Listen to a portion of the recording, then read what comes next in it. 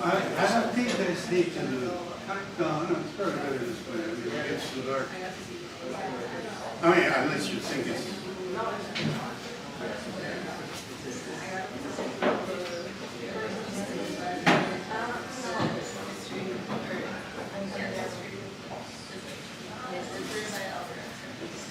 All right, it's about 15 minutes past, so we're going to go ahead and get started. Hello, everybody. My name is Victor Dos Santos. Can everybody hear me okay?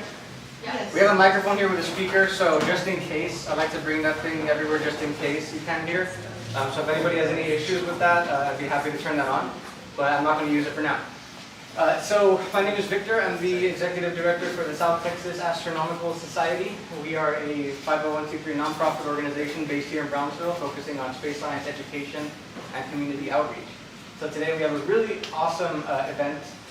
We have Dr. Mario Diaz here and Dr. Jorge Pullin coming all the way from Louisiana State University. And they are here to present their new book that was just released earlier this year. It's called The Sounds of the Cosmos, Gravitational Waves, and the Birth of Multi-Messenger Astronomy. Just to get an idea, how many of you here don't yet know what gravitational waves are? Cool. Really? It's not true. Awesome. Well, if you do or if you don't, I think that this is going to be a really cool event, and we're really excited to put it on. Thank you to Richard over there for helping put things together. And thank you to Gilbert over here, the owner of Búho. This is Brownsville's very first locally owned bookstore, and it hasn't officially opened here, so. So thank you so much for letting us have another event here. It is growing very nicely. If any of you were at the last event, these bookshelves were not there. Now they are. So there's some more books than each shelves, and they will get them soon. Well, I'm going to go ahead and we're going to get the event started. So I present to you Dr. Mario Diaz and Dr. Jorge Pullin. Thank you all very much.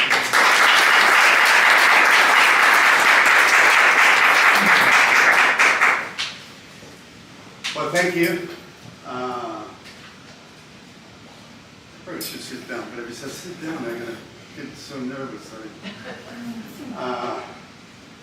It's the first time I get to present a book, so I don't know exactly what to do. Some authors, particularly of novels or maybe essays too, will read a part of the book. And so talking to Jorge, and unfortunately our other co-author, Gabby Gonzalez, couldn't be here today. But we thought that it's probably better we say a few things, not too much, just 5 minutes, and then probably try to answer your questions, any questions related to this subject that you might have. But it could also be questions like, why are you scientists, and how you decide to go into science. That's an appropriate question too.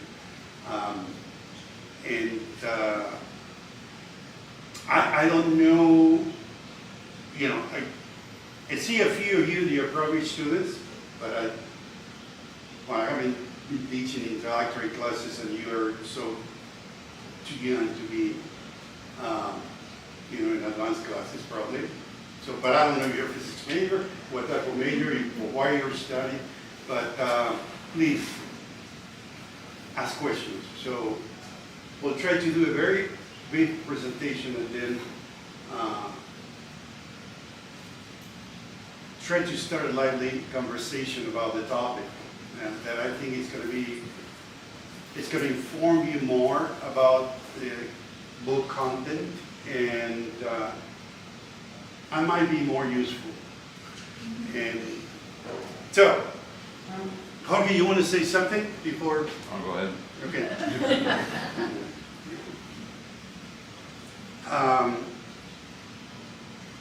So I wanted to show this photograph because this photo, it was taken in 1996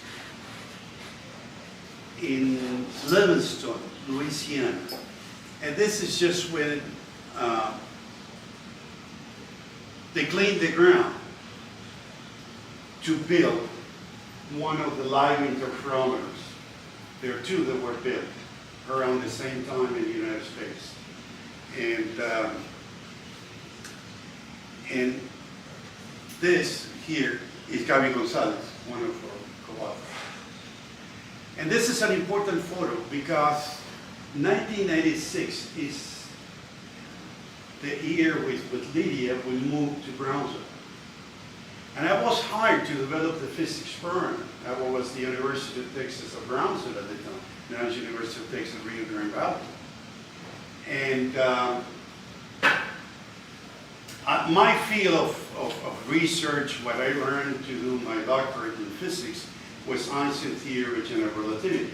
And one of the most interesting and probably to some extent outrageous predictions of the theory 100 years ago was that in this theory, gravitation, there should be gravitational waves associated to it. It was somehow a mathematical proof. If you have Einstein's equations are correct to describe gravitation, so for example, how the moon moves around the Earth, or how the Earth moves around the sun, it also, gravitational waves should somehow be there. But nobody understood at the time how. And for a long, long time, there was a lot of debate in the scientific community if these gravitational waves were real, and it was more like 50 years that passed until people started getting an idea of how gravitational waves, I mean, astrophysically speaking, what astrophysical sources gravitational waves could exist. And so this was a long story. It's a story that somehow we tell in the book. But I wasn't an expert in gravitational waves. I just had a training in Einstein theory, and in a very mathematical field, it's called exact solutions of Einstein equations, trying to find solutions for Einstein equation. But you can find a lot of these solutions, and many of them are not really very physical, don't represent actual physical solutions.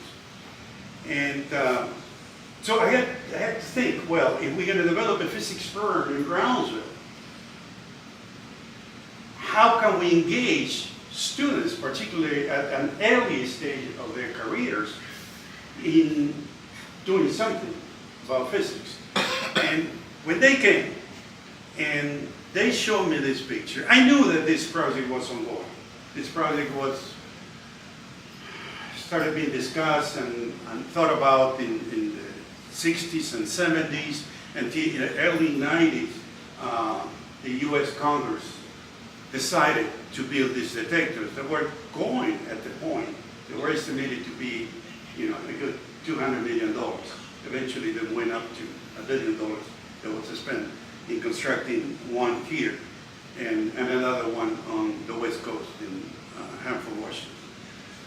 And so this is when I started thinking about trying to learn something about gravitational waves and getting myself involved with the project. So that's the reason I wanted to show this this photo. They were, we were just newcomers here in Brownsville. They came to visit us for the first time, and they were really excited about this. And Gary in particular was engaged with the project since the very beginning. She eventually was the spokesperson of the collaboration at the time that announcement was made of discovery of gravitational waves in 2016. Well, I think I already spoke much more than what I wanted to. There's a couple of slides more that I wanted to show. So I'm going to say only 2 or 3 things about gravitational waves and gravity.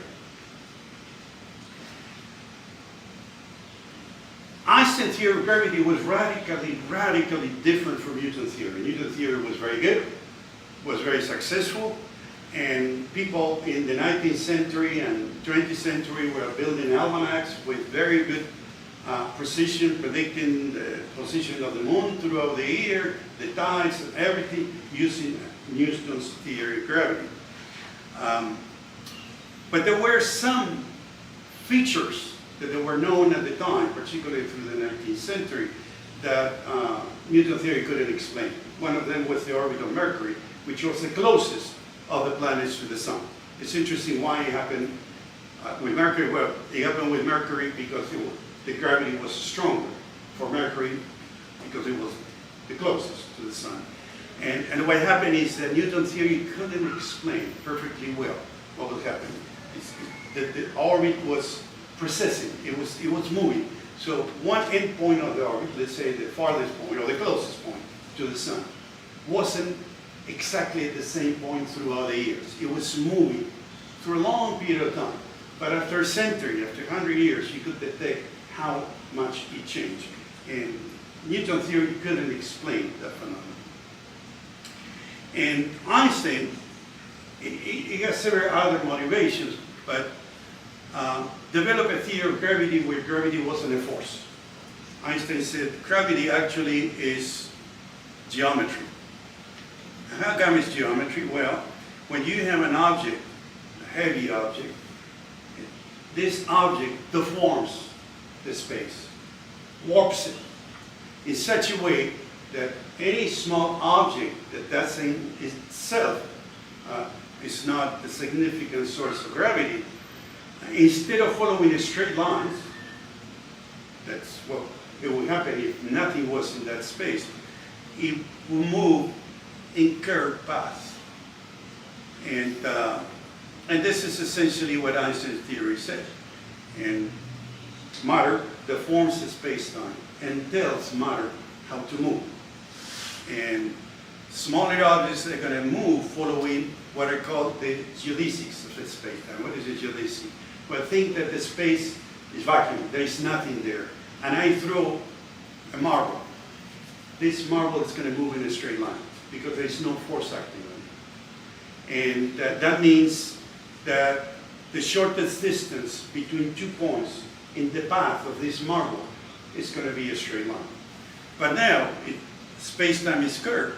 The object is going to move also in paths that describe the shortest distance between 2 points. But that shortest distance now, because the space is not flat anymore, is going to be given by another type of curve, of path. And those are called still geodesics. And the geodesics of this is particular space-time. And so in this new theory of gravity, you can think of space-time with nothing in there as a grid of straight lines that grows itself in 3 dimensions. Now, you put something in this space-time, and this grid is going to change now. It's going to be warped. By the way, this is a gentleman that made these awesome drawings. American novels. So we are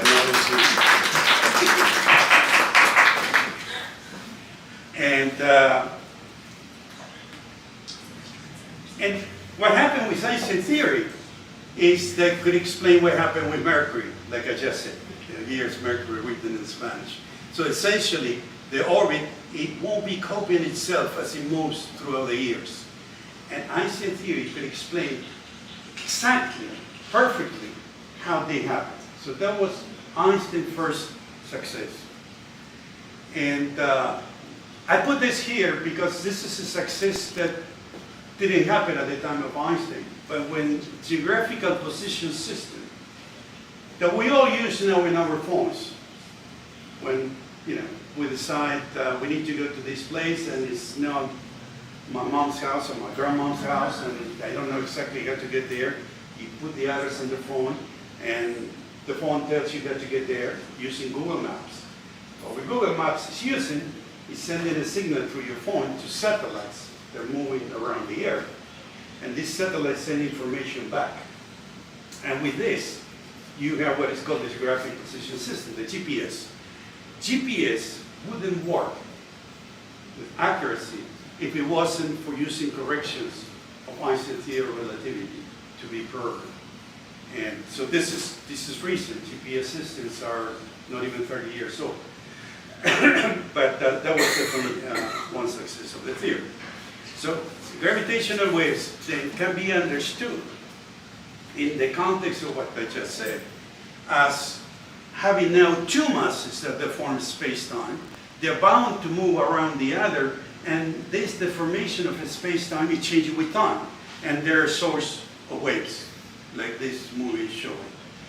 I think this is the last slide that I wanted to show. And from there on, there are a lot of things that we could tell about the history of gravitational waves, why it took so long, how it was so difficult to build these instruments, and many other things. But we'd rather talk about them based on your question, particularly if a few of you have the chance to read the book. That also would be valuable because you might have questions from reading the book. And I'm going to stop here. And now, I think from the rest of this evening, we want to entertain questions. Question down there. Yeah, I'm a college dropout and I'm lost already, but if you forgive me, you're saying waves, but what about particles? Is it gravitational particles? I think I heard about gravitons or something like that. We have an expert in quantum gravity, so I'm going to let Jorge answer that question. Right, so our modern understanding of physics in general is that waves and particles are dual to each other. Sometimes they behave as waves, sometimes they behave as particles. Typically, things behave as particles when you go to the very small, and they behave as waves when you're talking about macro in an everyday life. That's why we talk about radio waves and so on, not about photons. And these waves are very long wavelength, they're very long, so they really behave as waves rather than particles.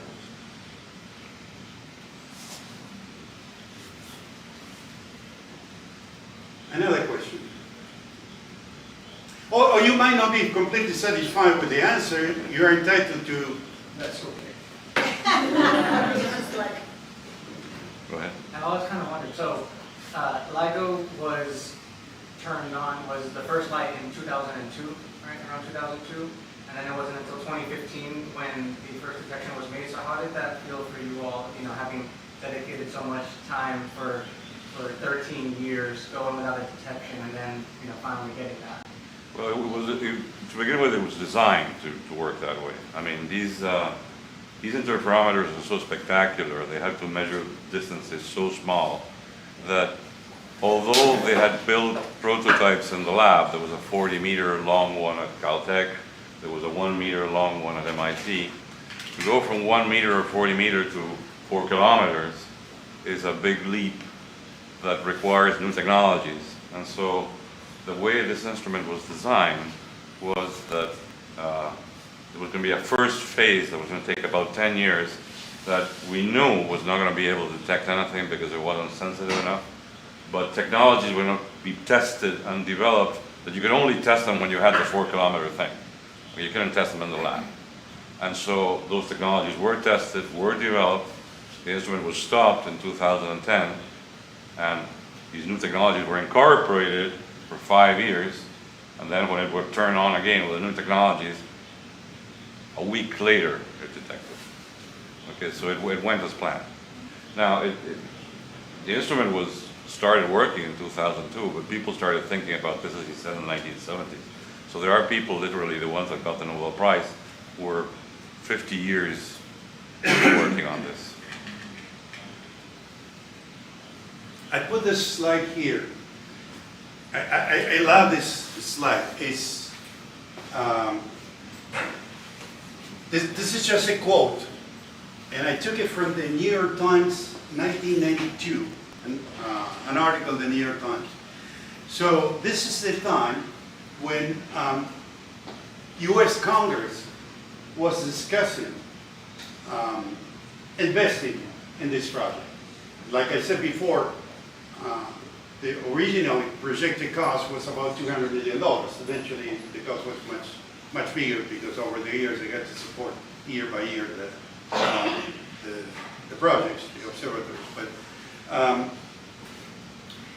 and when things like this are going to happen, there are many expert witnesses that go and give their opinion in front of, not the entire U.S. Congress, but at least a committee. In this particular case, this is a testimony from Anthony Tyson, who is an astronomer and a scientist, to the subcommittee of science, from the Committee of Science, Space and Technology in the House of Representatives, when the construction LIGO was under consideration. This is March 13, 1991. And he said this, and this is the reason why I wanted to put this slide here. Imagine this distance. Around the world, 100,000 million times. 100,000 million times around the world. And this is actually 3,840 billions of kilometers. Or a million times the distance from Earth to Neptune.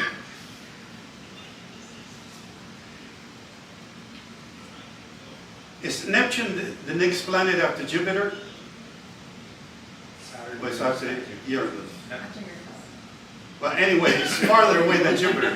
So this is still, I'm not good at this thing. And this is a million times the distance from Earth to Neptune, which is a huge distance. Now, take two small objects separated by this distance. A strong gravitational wave will modify it less than the thickness of a human hair. There is less than a few tenths of a second to measure this. And we don't know if this event will happen next month, the next year, or in 30 years. All this is true. The guy was 100% right. And like many astronomers at the time, he was against the project because it was going to swallow a big chunk of the National Science Foundation budget that was going to astronomy. So this is a reality. And I can tell you how much that changed 30 years after that. 30 years it happened. And now I'm invited to be in review panels in astronomy. But at that time, astronomers hated the physicists that were working on this because of how much money was taken and because very few people believed that this was going to happen because it was so difficult. Like he just explained, so we could make the question and how you responded, in terms of how long it took. It took really a good, from 2002 to 2010, so it's good 10 years with the first version of the detectors to be sure the technology was there, so that technology was implemented for the second generation, which is the one we're using now, that are called advanced LIGO. But anyway, another question. Richard. For the audience, what sort of objects can produce gravitational waves? Like what have we already detected? And are there expected phenomena that we have not seen yet, but that could also produce gravitational waves? Okay, so in general, it has to be something that moves a lot of mass very violently. So up to now, we have detected collisions of black holes, which are very compact objects with each other. We detected collisions of neutron stars, which are stars that are also very compact. There are stars that have the mass of the sun, two of those colliding with each other. We think we saw a black hole colliding with one of the neutron stars. We're not 100% sure of that. Other things that are expected is these neutron stars are very, very compact, and just like the Earth or any other astronomical object, they have mountains on them. These mountains, however, they're about a millimeter in size. I guess I said the stars are the size of Brownsville, and these mountains are like about a millimeter. And so when the star goes around, this mountain goes around, and that mass moving like that produces gravitational waves. They're very faint, but they're very regular because they go on forever. And so, because they're so regular, we can dig them out of the noise of the interferometer using pattern matching techniques. We expect that will be detected soon. Right now, we haven't detected any, and that allows us to tell you the size of these mountains. They have to be smaller than a certain amount, because otherwise we would have detected them. Yeah, please. Oh, yeah. My question is, you're saying that it has to be really large, black hole or something that really actually feel, is that because it's so new, we don't have instruments sensitive enough to sense that gravitational wave unless it's really huge? Is that kind of a thing? It's kind of, in our development of, assessment. So, in other words, I'm kind of thinking about the future a little bit, thinking, maybe in the future we'll be able to sense gravitational wave even at, I guess, at a small level, or it seems like what we're measuring is on a large level, and maybe we just at some point need to develop instruments that assess at a small level, but I don't know enough, so I'm trying to get a sense of what this is like. Is it so new? I think your thinking is correct. Not bad for a psychotherapist, right? but I've loved black holes and stuff since I was a kid, so this is my little interest. So No, I mean, it's essentially correct. yeah, Let's think not in terms of black holes. right. They're so massive and so compact at the same time. Let's think in terms of the sun and the earth. They're two bodies. The fact that the earth is moving around the sun, there should be an emission of gravitational waves associated with that, which is what you're saying. Yeah. And I wouldn't be able to ever detect that. Well, if you make a sphere, I mean, a hypothetical surface, a spherical surface surrounding both the sun and the earth, to capture the gravitational wave energy that they make of one orbit in the other, you wouldn't be able to light up an electric bulb lamp of 40 watts. In other words, it's so minuscule that we won't ever detect that. And to be honest, probably not all that interesting either, because it's in terms of the energy that the system is losing. If the universe ever has an end, probably the universe is going to end before the Earth and the Sun get close enough that they're going to collide, which is what happened with much more massive and compact objects. So where do compact objects come from? From stars that die. So a star like the Sun, when it runs out its fuel, which is essentially hydrogen and eventually helium, so it's gas, it doesn't have any other thing that can burn to fuse material inside the center of the star, which is what the stars essentially are, like a hydrogen bomb. They're fusing hydrogen and making helium. When they run out of hydrogen, they can still fuse helium, but eventually they're going to run out of helium. So they're making heavier elements, but eventually they don't have lighter elements to keep running. So they exhaust the fuel. And at that point, gravity wins. And when gravity wins, the star collapses under its own weight.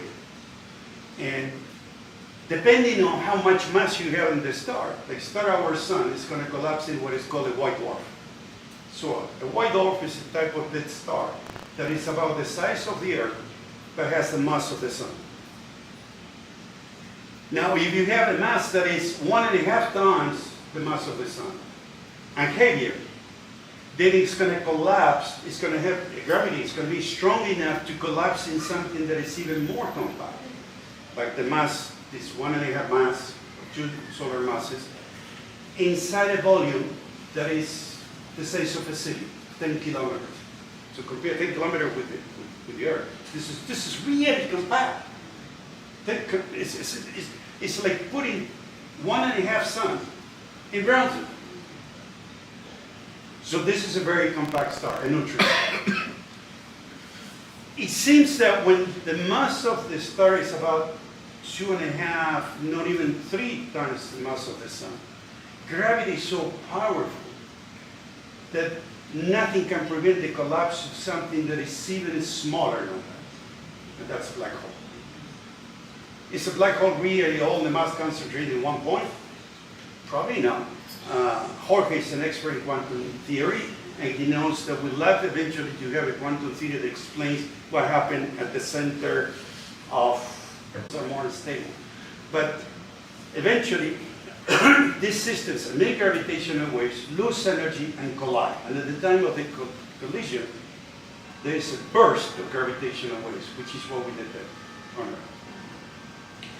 So it was a bit of a long answer to what you're saying, but that's the reason why we're more interested in this type of sources, so the collision of dead stars. Now, I was reading, there's a very recent article in Science. We do know that there are supermassive black holes. What are supermassive black holes? It seems that all galaxies at the center, they have a black hole that is huge. It's millions of times the mass of the sun, or even sometimes hundreds of millions, billions of times the mass of the sun. How they are formed, we don't know. But we know that they have to be there, we know they exist. Some of them have been studied, one at the center of our galaxy, the Milky Way, another one, the N87, that probably became very famous because it was sort of an image taking of it, not with regular digital cameras, but with radio antennas. And that was the Event Horizon Telescope imaging of that supermassive black hole.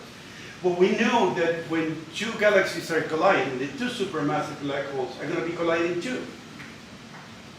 Now, this is way, way much more massive than the black holes that LIGO is detecting.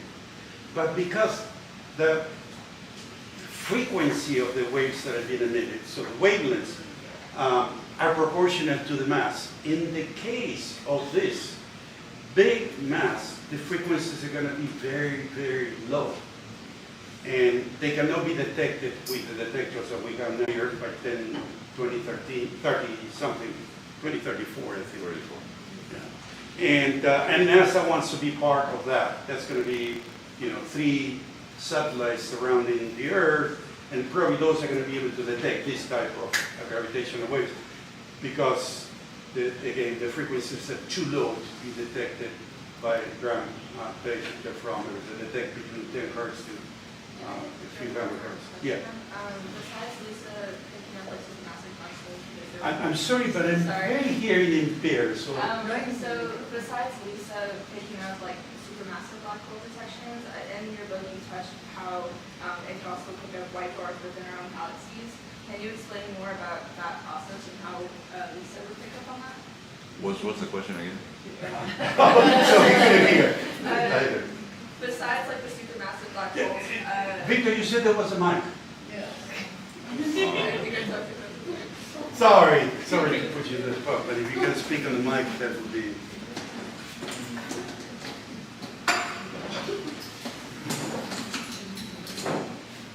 I'm an old timer, which means I'm not very good at.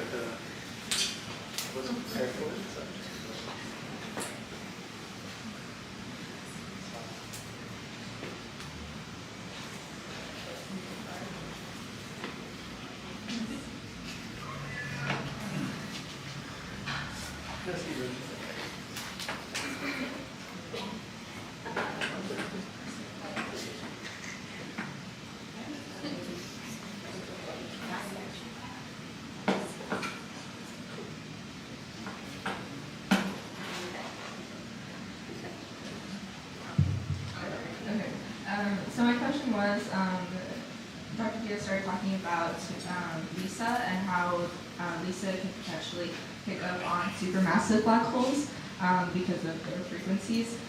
But also in the book it's mentioned that Lisa can also pick up on white dwarfs within our own galaxy. So I want to understand more about how that would work, and what about Lisa will pick up those white dwarfs within our own galaxy. Oh, okay. I got it. Perhaps we should backtrack a little bit, because I don't think everyone knows what LISA is. So the way we detect these gravitational waves, as Mario was saying, is with these large interferometers, which are 4-kilometer long vacuum tubes, at the end of which there are mirrors hanging on pendula. And the idea is when a gravitational wave goes by, these mirrors move. Now the amount these mirrors move is very tiny. It's much smaller than the natural motion of the Earth. You know, the Earth is shaking all the time. For instance, the waves hitting the American continent sort of shakes it a little bit. And this is much larger than what the motion of the gravitational waves produce. So the scientists are constantly battling all these noises to try to make these instruments work. The instrument in space that Mario was talking about is a little bit different. There are 3 satellites, and they shoot lasers in between, and when the gravitational wave goes by, the satellites move a little bit. And the advantage of being in space is you don't have the Earth shaking underneath you. So these instruments can have higher sensitivity, and also because you can put them really far away, you can put them millions of kilometers away, not 4 kilometers away. And the effect of the wave is bigger the farther they are, then these instruments are much more sensitive. And they're sensitive, as they were saying, to these supermassive black holes that are very big and therefore produce waves of very low frequency. And think of a bell. If you have a tiny bell, a ding. If you have a big bell, the frequency is lower. But for black holes, it's the same thing. Smaller black holes have higher frequency gravitational waves. Bigger black holes sort of move slower and produce gravitational waves of lower frequency. So you need lower frequencies, longer wavelength, and that's why you need these satellites so far away from each other. In addition to that, these are so sensitive that other objects like these dwarfs colliding in our galaxy also can be detected. In fact, it is conceivable there are going to be so many detections of that will create actually an additional noise, something we don't want. So in order to see the black holes, you have to get rid of this noise of all these dwarfs sort of colliding in our galaxy. I'm curious, how do you calibrate that? So, for example, 4 kilometers is pretty measurable. We can track it very, very precisely. But when you're talking about across the solar system, how do you determine what is 0? So you shoot lasers in between, and you compare the light that goes and comes back with the light that goes and comes back here. And by comparing the light, whose wavelength is very tiny, you can actually measure these distances with more accuracy than anything else. That's what an interferometer is using light to measure these distances. Thank you. Why the title of the book is The Sounds of the Cosmos? Thank you. We didn't prepare. So, yeah. You want to add to her question, or? No, I have a question for you about what you said. Okay, would you let me answer her question? I'm sorry, go ahead. Please. She asked why the title of the book is The Sounds of the Cosmos, which is a really good question. I don't have that slide here, or maybe, but it would take some time to find it. It turns out that in the case of the LIGO detectors, the frequency band at which it is most sensitive is between a few tenths of a hertz and a few hundreds of a hertz, which are the frequencies where we can hear.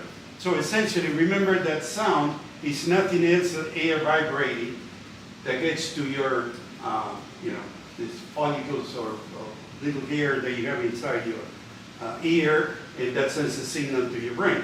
But it's variations, it's a motion of air. So here we have motion of space-time at these frequencies. There are frequencies that, in principle, we can hear. Of course, the amplitude is so small that we'll never hear them. But one thing that you can do is amplify that. And actually, there are beautiful amplifications of the signals of the collision of black holes that are sort of chirps, like the chirp of a bird, and because of how it's sweeping through frequencies and getting the maximum amplitude, then bringing that. And so, in some sense, you can say that gravitational waves are like the sound that we get from the cosmos because of that, because of the range of frequencies. And you can think then that these binary stars very complex stars. There are a lot in our galaxy. For example, we know many of them, but like she mentioned, there are these white dwarf binaries. There are a lot of them. But then we know there are also binary neutron stars and binary black holes and all over the universe. Not only they're colliding, but even they're emitting gravitational waves when they're moving one around the other. In some sense, this sort of creates a symphony that goes through the entire universe. And that's the reason we call it the sounds of the cosmos. Your question, sir? It's a yes, no. When you said that the two galaxies collide, and they have supermassive black holes inside, do the massive black holes merge? So the supermassive black holes, they should be colliding and forming one black hole. Okay. But we haven't observed any yet for sure. They're very hard to observe, well, for one thing, because they're far away, but also because one thing that happens with supermassive black holes, they are these like gargantuan objects that are swallowing other smaller black holes and stars that are around because of the size of the galaxy. And probably that's the way they grew up to be that big, because they've been spending their whole life swallowing other stars. But in this process, they're disrupting stars, and there's a lot of matter that is swirling around this supermassive black hole, forming what is called an accretion disk. So because each of them have accretion disks, they get confused one with the other. So it's very hard to disentangle this accretion disk to determine that there are two black holes colliding when we see galaxies collide. Another question? You want to put the movie again, because we don't, you want to put the movie again, because we don't. Say it again? Show the movie again. Oh, yeah. He wants to say something about this, okay? Yeah, so we were talking about the interferometer. So, Give me a second. so this is how LIGO works. There's a laser, there's a mirror that is semi-transparent, so the light goes like that and also like that, and it goes back and forth. And when gravitational waves make the mirrors move, the light goes back and forth, and when it comes back, it combines. And depending on how it combines, if the crests of the waves are together, or the crests coincide with the valleys, you have no light, like in this case, because they're canceling each other, or you could have light if they coincide with each other. And that depends on kind of minute motion of these two things. So that's how the interferometer works. Thank you. Other questions? So, I have a question. So you said there's already like several detections of black holes that have been made, right? But where, like in our galaxy or universe, were those detections, I guess, like localized, or where do they originate from? So essentially, the question is like, how far away from us were these like extremely violent events that you said occurred? Of the order of hundreds of millions of light years. But so in perspective to like where we're at, right, in the universe, like we're on Earth, in the solar system, in the galaxy, and then there's other galaxies beyond, right? So where were these objects that were detected? So they're way out there beyond, right? I mean, the closest star is several light years. We're talking about hundreds of millions of light years. So they're very far away. The reason is they're infrequent. So the farther you look, the more likely you'll see something. Okay, something could happen next door, but it's very unlikely. If you cast your wider net, you get more chance of seeing something. There was a question down there about future technologies, and I think you can quite answer that. As I was saying, the scientists that operate these devices are constantly fighting the noise of the Earth. And it is expected that the LIGO type interferometers, within the next 5 to 10 years, basically everything that could be done about that will have been done. So that technology will sort of stop there. So there are a couple of things you can do to go beyond that. You could go underneath the Earth, because if you go in tunnels underneath the Earth, the surface motion of the Earth is not present. The Earth is much quieter for these kind of tiny motions. I mean, of course, if you go down there, there are earthquakes and other things. But for the kind of tiny motions that is our problem for us, if you go underground, you're better off. Another thing you can do is you can go cryogenic, make the detectors cold, because part of the problem is thermal noise. There is a detector in Japan that is starting to operate right now called Kagura. Kagura is the name of a mining company, because this detector is in an old mining shaft tunnel, and it's also cryogenic. So that new technology is being implemented there already. They're like where we were at the beginning of 2000, so it's going to take them 10 to 15 years to perfect all that. But they're already taking data with not much sensitivity.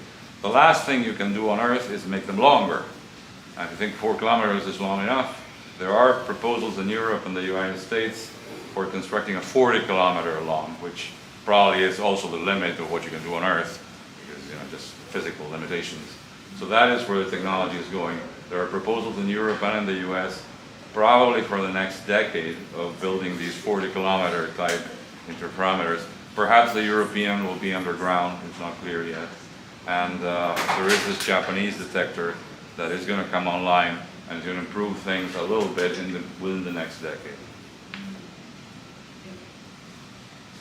Talking about how far away, I wanted to show this one because this is one of the closest source of gravitational waves ever detected, and actually it's 120 million light years away.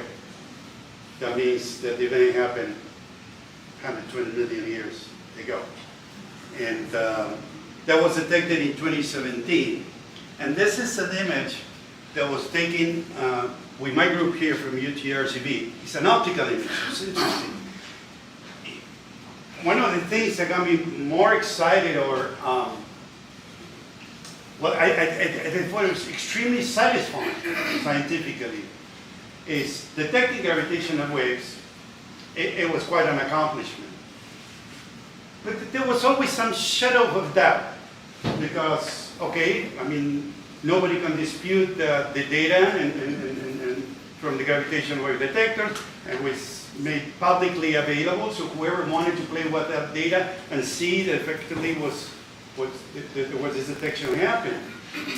This other gravitational wave detection happened in such a way that could be seen in the optical and electromagnetic regime as well. What do I mean by this? If you get two black holes, they're called black holes because light cannot escape from them. Gravity is so strong that not even light can escape from them. They merge and there's still no light. So nobody expects when two black holes collide to be any electromagnetic emission associated. So nothing that you can see. But if the objects are not black holes, are a neutron star and a black hole, or two neutron stars, then one of the neutron star, probably the smaller one, or in the case of neutron star and a black hole, the neutron star can be disrupted by getting too close to the other object. And this disruption essentially is going to make a lot of matter swirling around the black hole information, or the other black hole that was there. And matter is going to be moving so fast, at about faster than a third of the speed of light. It's going to be colliding because the neutron star is so neutron-rich material. These neutrons are going to fuse, form very heavy elements, and decay radioactively and emit electromagnetic radiation. In other words, the collision of gravitational waves immediately is going to be followed by an electromagnetic emission. For one thing, there's going to be a jet of gamma ray coming through the axis of this disk that is formed around the things that are colliding, but also there's going to be a more isotropic emission in the optical regime. This is called actually kilonova. It's something that is not as strong as a supernova. This starts exploding when it does. And it's still stronger than a nova, than the stars that change their brightness. Yes, go ahead. Sure, did you say that the electromagnetic wave follows? I cannot hear you, sorry. I mean, That's okay. Did you say that the electromagnetic wave follows the gravitational wave detection? the electromagnetic wave follows, yes. Why? It's what I'm trying to explain, exactly what I'm trying to explain right now. Sort of. So you have this matter that's been reflected and moving so fast. Because it's moving so fast, there's radiation coming out, and there's a jet coming through the axis of the spin of this matter. This radiation is highly energetic. It's called gamma rays. It ionizes any particles around it. And then the other matter that is being fused and decaying radioactively is going to emit in the electromagnetic regime as well. In the entire regime, I mean optical, infrared, ultraviolet, and even radio. So the gamma ray burst should happen immediately after the explosion of gravitational waves. And then for a few days, but not many, you're going to have this optical emission that can be detected with regular telescopes. This is exactly what happened. This is what we observed. So this is a galaxy that is 120 million light years away, and this now is masked. You know, we process and mask the galaxy, and you see this star here that it was there only for a few days, but we got to see right when immediately after it happened. What is interesting, the NASA satellites detected the gamma ray burst 1.7 seconds after what happened, exactly as it was originally predicted.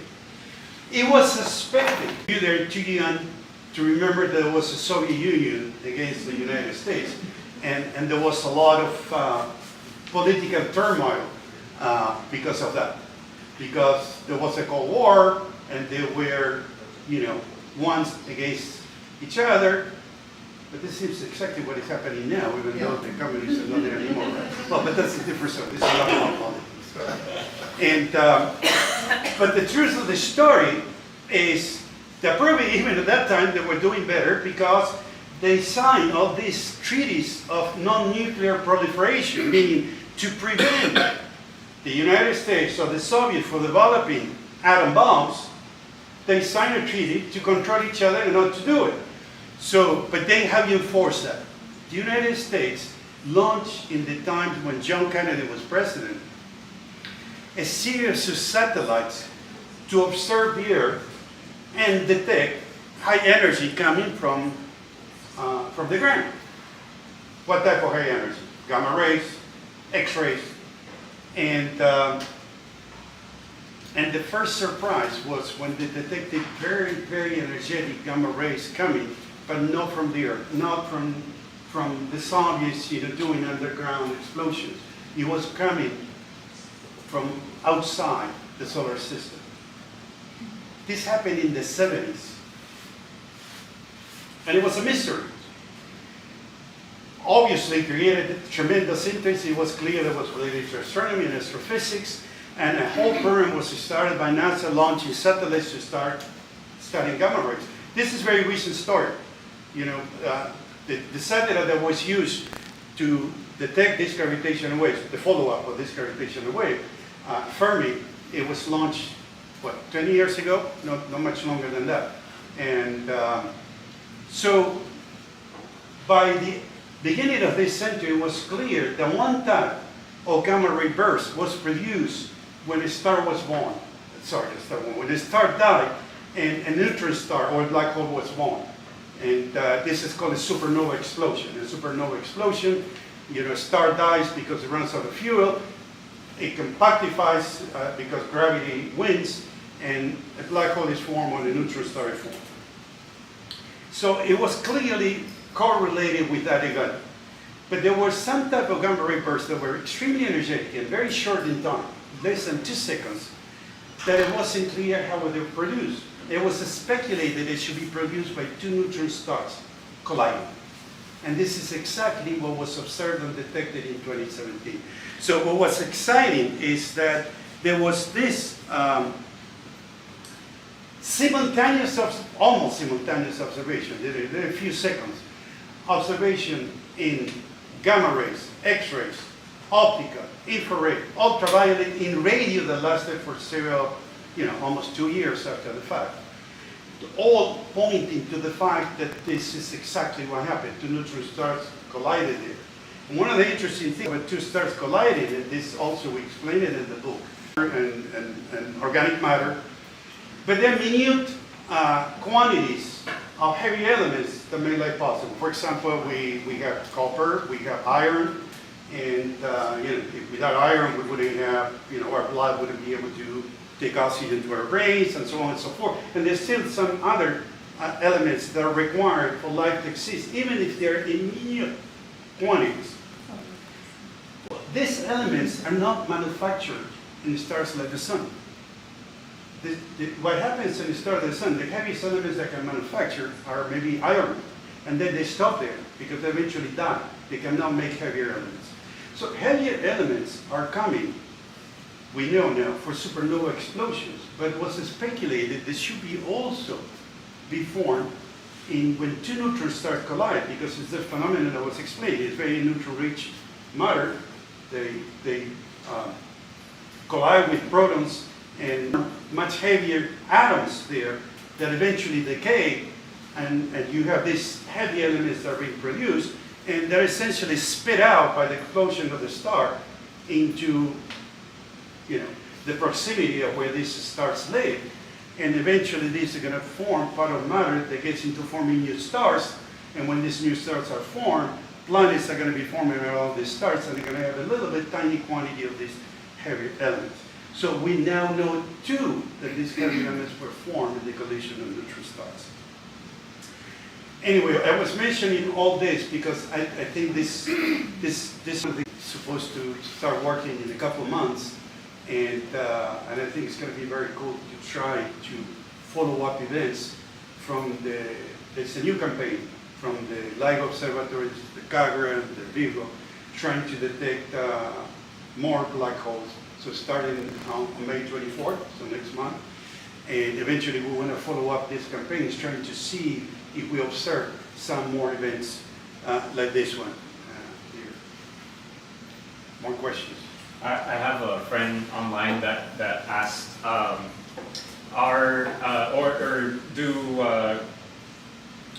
if gravitational waves are softer and weaker when they reach us, does it determine the distance of the origin and/or the age of the origin of the event? That's a smart question. We know the masses through other means, particularly neutron stars. We know they're all about of the order of 1 to 2 solar masses. So we know when they collide how much gravitational waves they should produce, and therefore by seeing how much we get, we can tell very precisely where it is. They also had a follow-up to that so if that's true, then if we were to amplify the detection sensitivity, would we be practically hearing the past? Astronomy is always about the past. When you're looking at the sky, you're looking at the sun. The light that arrives here is 8 minutes ago it left the sun. So you're seeing the sun how it was 8 minutes ago. If you go farther out to farther stars, you're seeing more and more in the past. As Mario pointed out, that the first collision of two black holes that we saw was 1.5 billion light years away, meaning it took place 1.5 billion years ago, because that's what the light had to travel in order to reach us. Yeah. It makes me wonder if, also another kind of future question, if we'll be able to map out the universe through assessing gravitational waves. It makes me wonder that. Or at least another layer, just like we have infrared and other things, almost like this is kind of another layer of assessing, because we're already getting to do that. And it just, I don't know, what are your thoughts on that about Yeah. It's an excellent question. That's exactly what people are trying to do. People want to turn these devices into telescopes, essentially. Right now we're in the phase that we're seeing one and another of these events, but as we move on and we can detect many, many of them, definitely we'll be able to map the sky and and to find stuff that we don't see otherwise. As Mario pointed out, these collisions of light. So you want to study here, and there's a cloud of dust in front of it, and you can't see it. And that's it. In astronomy, you can't reach out and move things around to see it. You just have to watch. Now, gravity cannot be easily shielded. The only way to shield gravity is with a lot of mass. So gravity correlates well with what's very massive, which is big and important, whereas light can be easily sort of diffused, shielded, confused. That's why this gravitational waves will provide a completely different view of the universe. That's why we talk about sounds as opposed to sights, you know. When we enter a room, we see with our eyes, but we also listen to what's going on. To now in astronomy, it's like we could only see and we couldn't listen. Now with these gravitational waves, we have a completely new way of seeing or listening to things. I mean, and slightly different perspective. He gave you the right answer really, but amateur astronomers, one of the very first things they do, they teach each other is with the telescope to observe something called Messier objects. So Messier objects are objects that were cataloged for the first time by Messier. It was an astronomer, that's his name, in the 19th century, so almost 200 years ago. Because they were the very first thing, they were observing through the sky, and they started trying to systematically map the sky with objects. And by the way, these are probably the coolest things that you can observe through a telescope, because there are nebula, galaxies, there are many different objects. They're not all the same type of objects. They are objects that this guy managed to describe with his telescope. Since his time, there are many other type of catalogs that were developed. There are catalogs in the infrared of the entire universe, catalogs in X-ray, X-ray sources, catalogs in gamma rays, etc., etc. So in that sense, LIGO, Búho and Kagura, you know, the three collaboration working together, and already produced a catalog of gravitational wave sources that includes about, it's pretty much about 100 detection, 100 events. So, like Jorge said, all this is sort of mapping the universe. I think in terms of mapping the universe, we have ways to go. We barely had just started. If you think that 150 years ago, we didn't know that galaxies existed or what they were. The whole concept of galaxy was inexistent. Now we know that the solar system is part of this bigger thing that's a galaxy, and galaxies, there are billions of them. And very soon I get to know, but this is the way it's So going there's to always happen. more, so. There are many questions here, there. Well, I was just gonna say, it kind of feels like we're on a time limit here, because like the universe is expanding, right? Or at least that's the concept. So if it's expanding in every which direction, it's like how do you know how much we're missing out? And then that's why it's called the observable universe, because we're here, right? And we can see this kind of orb around us, but how far away can we see? And if there's other life forms and other planets, how far away can they see, kind of thing? You know, it's kind of like we can only see so far before light is distorted way too much. And I think he mentioned seeing the past, and you look into like infrared light, right? That's why they built the James Webb Space Telescope, so you can look further away than other things, because the further away you go, the more red, and it starts to go into invisible light, you know? And so I guess it's kind of like the same thing with gravitational waves, where the further away you go, the weaker they are, or? Well, gravitational wave had touching upon what you're describing. Now, the farthest that we've seen so far is in the microwave radium, where we study what is called the cosmic microwave radiation from the Big Bang. This essentially is showing sometime after the big explosion the universe started, and that sometime is about 270,000 years they could give from when the universe started. One possible question going to what you were saying is, can we go and see farther than that? Not with electromagnetic waves. Because electromagnetic wave, not with electromagnetic wave. Electromagnetic waves decouple from matter around that time. Before that, it's like a cloud, and we cannot see.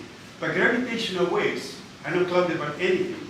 So in principle, gravitational wave, we should be able to go back into almost the same instant where the universe originated, this big explosion that we assume that everything started with. And so LIGO, one of the searches that LIGO is doing, a colleague of us that was a professor for many years, and he's coming back. He realized that Brownsville is the best place in Texas to live. So he's coming back from Lubbock to Brownsville. Joe Romano is his name. He's one of the world experts in this type of detection. It's called the stochastic gravitational waves, which is trying to detect precisely the time when the big explosion started, and trying to go back, further back into the very origin of the universe through gravitational waves. But it sounds like a game changer, because I mean, light is distorted, and the further back you go, you can't really see. So I feel like if that is the case with gravitational waves, you can learn way more than with light. I think to a great extent it's a game changer. And now I have a question from my co-author. Talking about game changer, you're saying gravitational waves are a game changer, I agree. Do you think it would be a game changer for developing a quantum theory of gravity? I mean, any little help is useful. Right now, as we were talking about earlier with gentlemen, the waves that we receive are very long, very large, and therefore they're not quantum. Quantum is a theory of the very small. But nevertheless, because some of these objects are so compact, there's a lot of stuff happening inside them, we might be able to gain insights to what's going on inside through these waves that might help understand what's going on in the microwave as well. I wanted to make a comment that is that all the questions have been about physics. That might put off some people, but the book also has quite a good chunk about the history of gravitational waves, which is kind of interesting because it's quite a tortuous history. Physicists essentially fought with each other for 50 years back and forth about the existence of gravitational waves. Einstein himself reversed course several times during his career. When he introduced his theory in November 1915, someone asked him a question, does your theory have gravitational waves? He said no. 6 months later, he wrote a paper on gravitational waves. In that paper, he made a huge mathematical mistake. It's all wrong, the paper. He had corrected it 2 years later. Then in the 1930s, he tried to write a paper proving that gravitational waves don't exist. And this debate continued until the 1960s, more or less. So it has quite an interesting story, sociologically, if you want, from the point of view of the history of science as well. Yeah, that's true. And that's I think it's one of the interesting part of the book.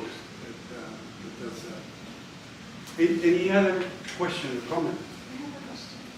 Yeah, she has a question. So I was, just out of curiosity, what's the significance with 4 kilometers versus 40? Why not 5, 50, or 10? Why 4?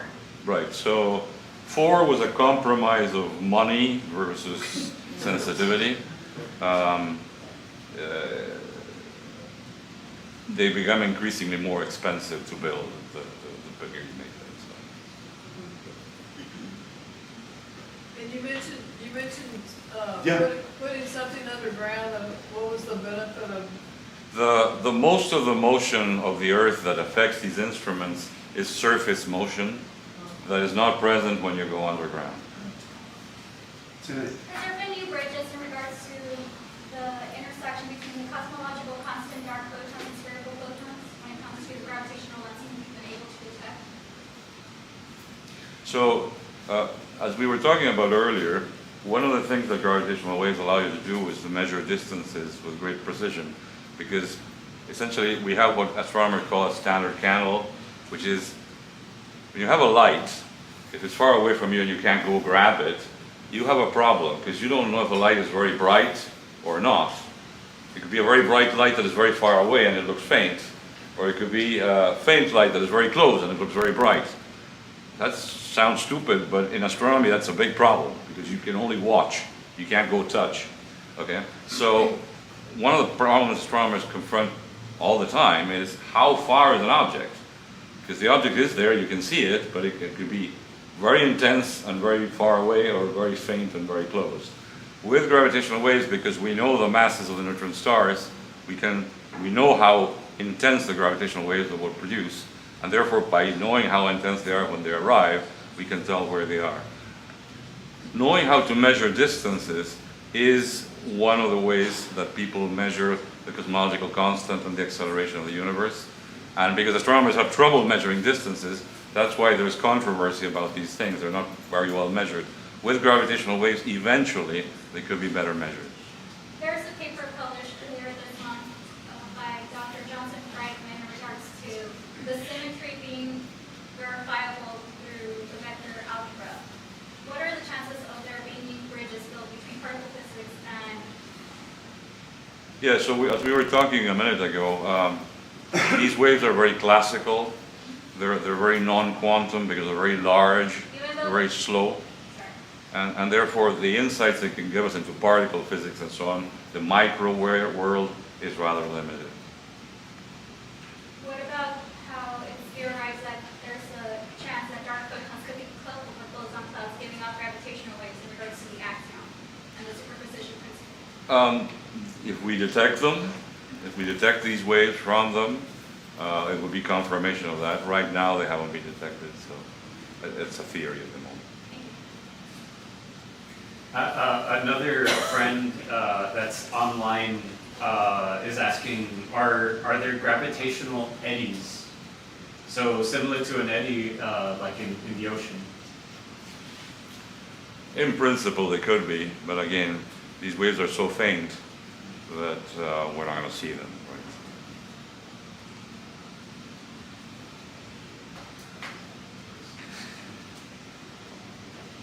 You know, eddies are formed under very particular circumstances. So, I cannot imagine. It would probably need to be some maybe chaotic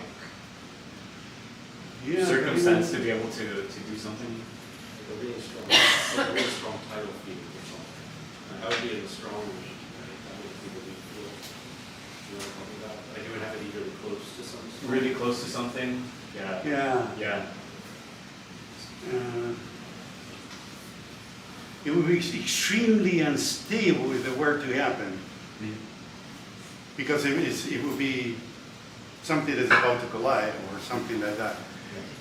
Eddies happen to be somehow stable depending on the particular conditions of the what they happen with fluids or with fields in general.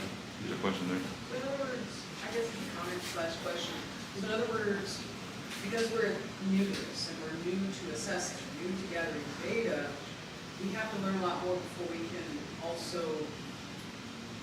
like manipulate our, like if we wanted to create something or make additional tools or something like that. So because we're right at the beginning of it, we still have, like you said, so much more to learn, you know, before we can create tools that can manipulate, in other words, our understanding of what's happening. I don't know how to explain this. We can create tools to understand the gravitational waves and even technology and things like that. Like, we're just at the beginning, so we still, in other words, have to learn a lot more to get a sense of how things work, basically. That's my understanding, based on what I'm hearing from both. Are you talking in terms of visualizing what they are, or being able to develop a technology based on the phenomenon? Could be both, you know? I think in terms of visualizing, the people are pretty good. By the way, I can show you very quickly a movie. It's only a minute and a half long. And I have it here. And that might be interesting.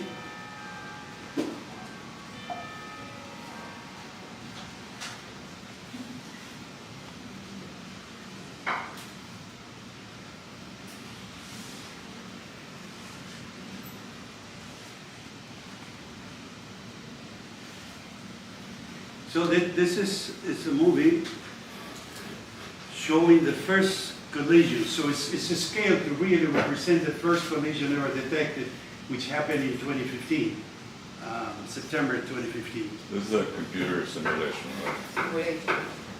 No. Notice the dot there. So this is looking, it represented the black holes and they're getting close. See, it's tenths of a seconds there. In minus, because the collision didn't happen yet.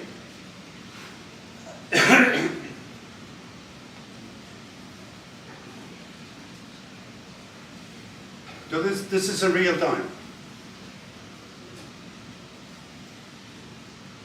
And it's slowing it down, so these are, the black hole is surrounded by something called event horizon. So the two event horizons are merging to form one, and this is the burst of gravitational waves.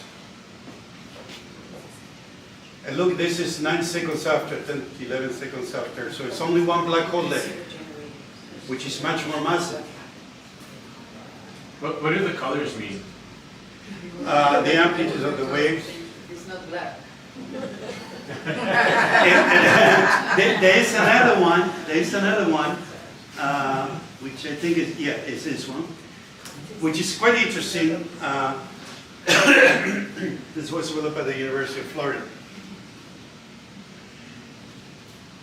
This is showing space-time, and it's trying to show the waves in some sense. That's what I like about this. Here you have the black holes.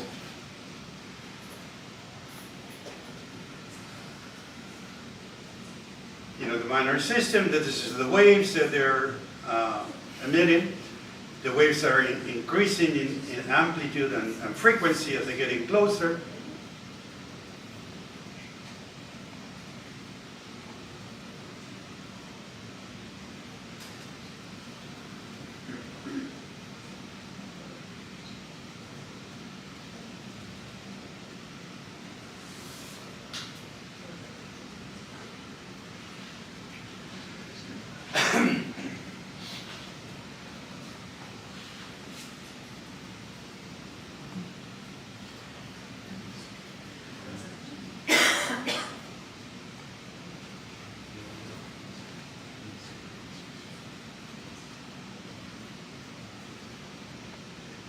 And what is interesting is it's showing from the very clear Earth perspective. The red spots were the two interferometers, one in the West Coast and the other one in Louisiana. This is the one in Hanford, I think.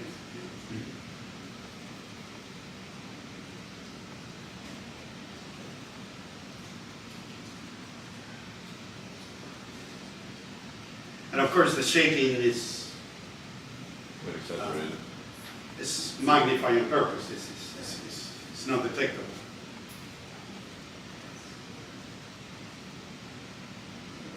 And then this is put it in perspective. Okay, I think it entered in that loop. So I thought that was interesting because it was showing that, yes. So the size of satellites, instruments, and space telescopes that we can get out of Earth's gravity well is limited by the fairing size and the payload capacity of the vehicle. If humans over this next decade are able to send much, much larger objects, are there any space telescopes or instruments that either of you would be interested in seeing developed? In observing this? It was, I'm asking, is that your question? Perhaps, I don't know. Because actually, Yes. the James Webb has some time been used to try to follow up what was thought to be, let me do it in a different way. The LIGO detectors are not functioning. They stopped taking data almost by the time of COVID. Actually, they cut it short, their campaign, because of the COVID pandemic. And they haven't started back yet. As I said, it's going to start in a few weeks, May 24th. And, but just a couple years ago, there was a particular gamma ray burst that was astronomers thought that could be possible associated with the merger of neutron stars, so with the kilonova, which means will be the source of gravitational waves. Gravitational waves the detector weren't functioning, so there was no way to know that for sure. But the astronomers had for time on the James Webb and got time to try to observe, and there's an image was taken to try to detect, and there are people that think that it was actually a kilonova.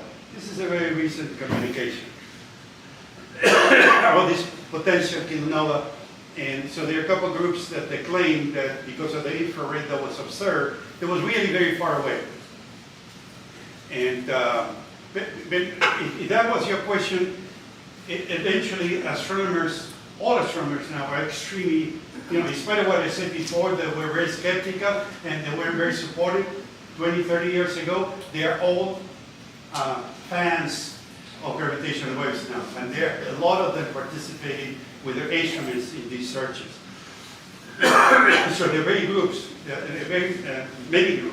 that are trying to use their telescope, bigger or smaller, to follow up gravitational wave events. But you asked a question that I think is particularly intriguing. Do you have some water there? Oh, a minute. Okay.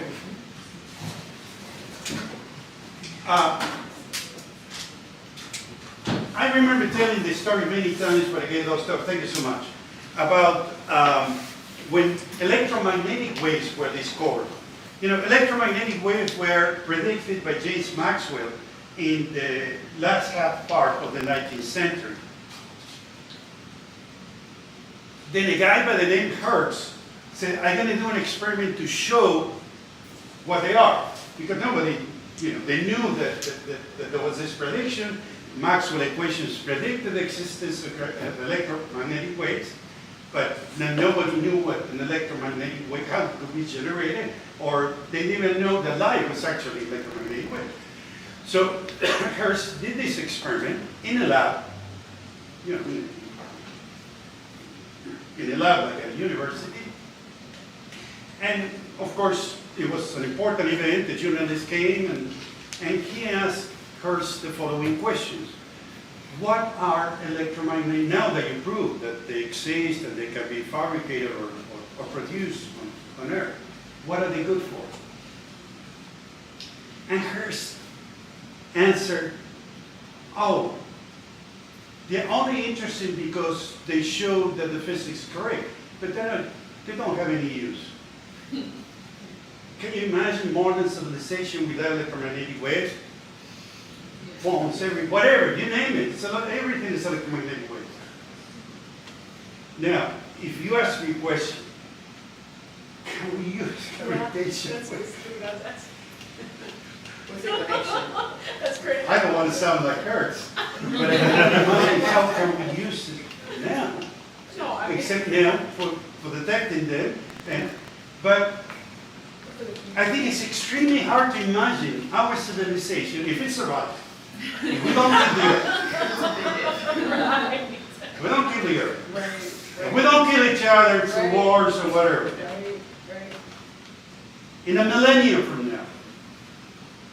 I think Star Trek is peanuts, nothing. It's hard to imagine where we're going to be and the technology we're going to have. The reason why I became attracted to physics is because of things like this. And then I got to the point, okay, I learned a few things, but there's so much I don't know that all I know now is how little I know. But anyway, I like your questions. That's the reason I wanted to say this. I think we are probably approaching our time. Any other question that, oh, there. The gentleman over there is here. Quick one. On the text across, it said something, URL, black dash holes, dot something. Well, yes, it's SXX, I think. Which one was it? For the other movie, I think. You mean at the very end of this? No, it's actually, I don't know, at some point, it listed a There was a- URL. There was a website, I think, in the previous Yeah, video. website, yeah. black hyphen holes. For the black hole. Yeah. I'm sorry, I didn't want you to review it. No, please. It's not that important. Would it be possible to get this slideshow? So this was probably at the very end? Oh, the credit is there. Before this. It's www.black. Oh, okay, this one. Black hole. www.black-holes.org. I can't see it, okay. Okay, you want to get that? Would it be possible to get this presentation? Sorry? There's a lot of good resources. Would it be possible to get this presentation? Absolutely. Do you have my email? Well, I'm about to. It's mario.diaz, with a Z at the end, at UTRGV.edu. Thank you. So please send me an email. I'd be happy to say any of you, whatever info you want, I'll be happy to share it with you. Why don't you send it to Victor? You can do Well, that. Victor has, Yeah, that's a good and you wanted to ask a question? Yes, and I'm so sorry, I know I got here late, but, so I understand the way that we detect light and other things that we kind of already know a lot about, the way that certain instruments work, but I missed the part about what kind of instruments actually detect these gravitational waves, and I know that it had something to do with that structure that was 4 kilometers big or whatnot. So what exactly was it again? You give me like a quick rundown on it. I can just... I guess the technology on it. Is it radio? Is it? You mean this? Right. So essentially, you shoot a laser beam that gets split in this beam splitter. It bounces off these mirrors and it comes back.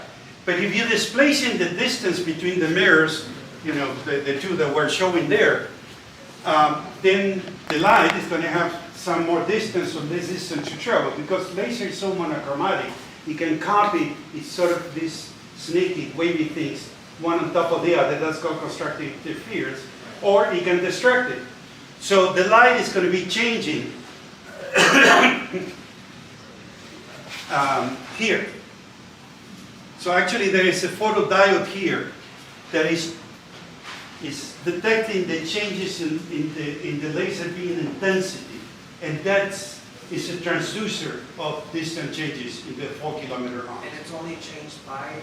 I know you. The arms are 4 kilometers long, but the changes in distance because of the gravitational wave. We have to use this scientific notation, but essentially R1 divided by 10 multiply itself 18 times. So this is smaller than the size of a proton, not the size of the size of the proton. So this technology can detect that. Probably one of the reasons why the US supported this is because this technology leads to the most precise measurement. This is the best tape ever made in the history of this meter tape made in the history of the mankind. So the technology associated with it is important. Earlier, they did also mention that they have to fight against all the other sources of motion that could distract the light from. that moves here on Earth. Yeah. Which is why you said they're underground. Well, I think this is about the time. I hate it. Someone that is dying if it doesn't ask the last question. Thank you. I think it's really interesting to find out about the stuff that happens locally specifically, because some of us are from here as locals. That's really cool. Can you talk a little bit about Dr. Campanelli's work that she did while she was here back at UTB? Oh, okay. Well, thank you for asking that. This is. I didn't want to talk about this right now, but 20 years ago, exactly 20 years ago, we created here at the University of Texas at Brownsville something called the Center for Gravitational Wave Astronomy. So this is a time where we, like I said, I remember once we sent for external reviews of our program the things that we were doing here to physicists in other parts of the state. And some people were saying, oh, gravitational waves, they're not going to be detected. And who is going to, that's not going to happen. Well, they didn't say exactly this way, but they were extremely skeptical. Anyway, in 2003, we created the center. We did it with Manuela Campanelli, Carlo Rusto, Joe Romano, and Warren Anderson. Joe Romano is a professor that's back now with us. And Manuela Campanelli, Carlo Rusto at the Rochester Institute of Technology. But what they managed to do in 2004 is to make a simulation with computers of how the signal, this type of simulations I show, how the signal should look like if you had two black holes colliding. That was the first time that was done, and it was done for the first time simultaneously here in Brownsville, and the NASA Goddard Space Flight Center in outside Washington by another group. And because this year is the 20th anniversary of the center that was founded there. And by the way, there are some people in the state recognized at the time that the only place in Texas where people were doing these weird things were here in Brownsville. The place that a lot of people at the time called it Tamaulipas. And well, I want you know, I talked to some other people, and at some point in September, October, the fall this year, we're going to be celebrating the 20th anniversary. So I plan to invite Manuela and Carlos and Warren, and of course, Jorge and Gabi and other people to just have one open meeting where we celebrate this 20th anniversary. And we're actually so many students went through this program, and it's something that's exciting, that's been part of such a big discovery. I think it was great. Yeah, I think the story of this Campanelli breakthrough is quite interesting because people were trying to simulate these collisions of black holes since the 1970s. In the 1970s, the computers that were available had less memory than my watch, right? So people could do very brief collisions head-on and so on. But the Holy Grail was to do what you saw in the movie, this, and predict the gravitational waves that go out. And incredibly, for 20 years, the simulations didn't work.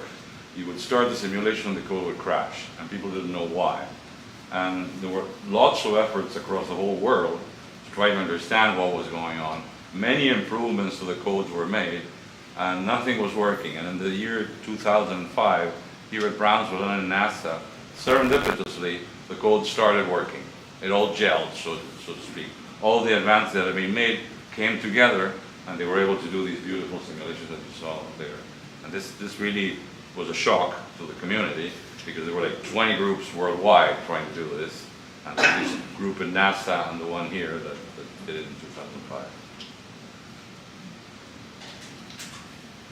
Well, I think we can call it there. Thank you so much for coming.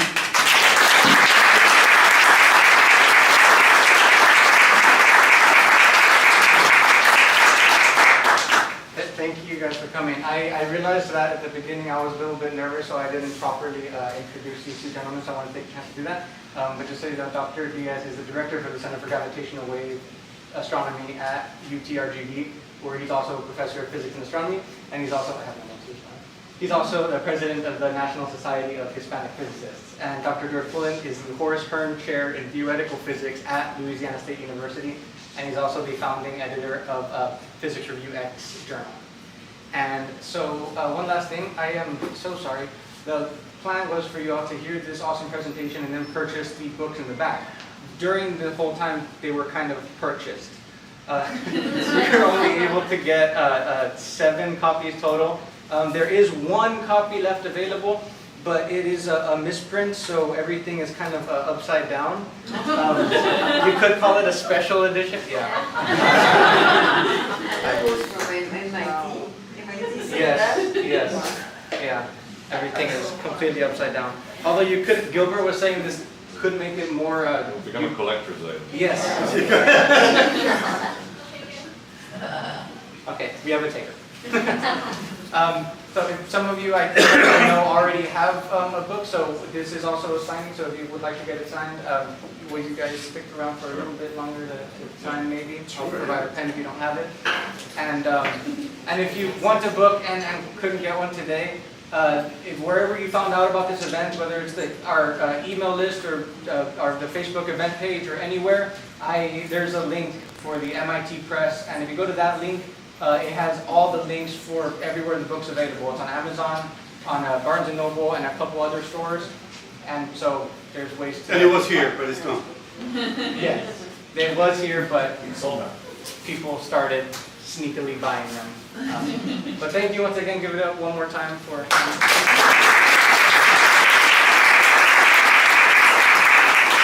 I want to thank particularly Victor as executive director of the South Texas Astronomical Society. He's doing an amazing work. You know, he's not part of the university. He's doing this just so that his love for astronomy. And he organizes wonderful events. By the way, every month we have Astronomy in the Park, where the University Observatory, Astronomical Observatory, is open to the public. And he also organizes many other events. And I think they're extremely valuable to our community. So I want to thank him and thank Búho for, you know, the opportunity.